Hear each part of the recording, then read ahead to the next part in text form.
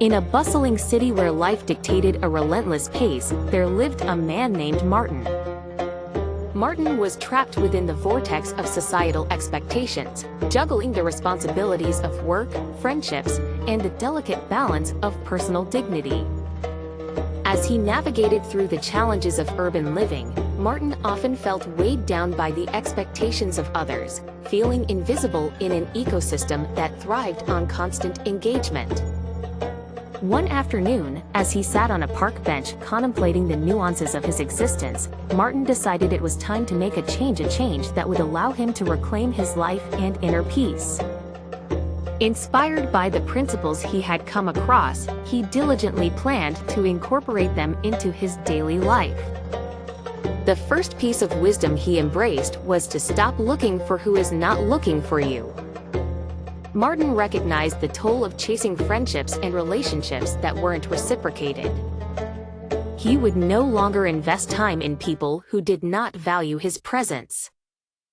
With each unreciprocated call or message, Martin felt liberated, no longer weighed down by the pressure to please. The next commitment Martin made was to stop begging. Begging for attention or approval was a humiliating experience, one Martin decided he deserved better than. Instead, he would focus on relationships grounded in mutual respect, releasing himself from those who treated interactions like favors. Stop saying more than necessary, he rehearsed internally, recognizing that silence could often carry more weight than excessive chatter. People would value him for his thoughts and words if he made them count. As Martin began to redefine his boundaries, he faced moments of disrespect boldly and confronted them immediately. No longer would he stew over mistreatment in silence, but rather stand up for himself the first time disrespect occurred. An unexpected shift occurred in his social dynamic when he decided that he don't eat other people's food more than they eat yours. This subtle act of reciprocity ensured that his social interactions were both intentional and balanced, relieving him of the obligation to reciprocate insincere gestures. Martin also reduced his visits to acquaintances who had not reciprocated his attempts at connection. Reduce how you visit some people, especially if they don't reciprocate it, he reminded himself.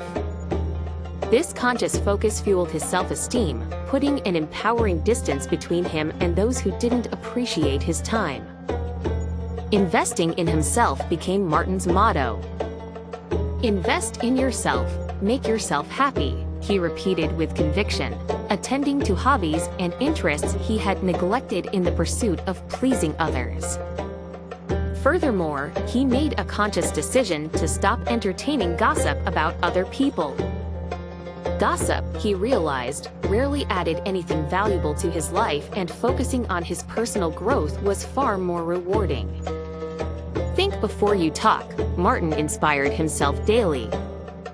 He came to understand that the respect people held for him was influenced significantly by his words, monitoring himself to ensure every utterance reflected his values. Each day began with Martin looking his best. Always look your best, dress the way you should be addressed, became his mantra, both a physical transformation and a mental one. Be an achiever, get busy with your goals, Martin would tell himself as he ambitiously set objectives, each goal an avenue to a fulfilling existence. Martin started respecting his own time, keeping track of activities that neither contributed to his well-being nor brought joy. Respect your time, echoed as he navigated life more intentionally.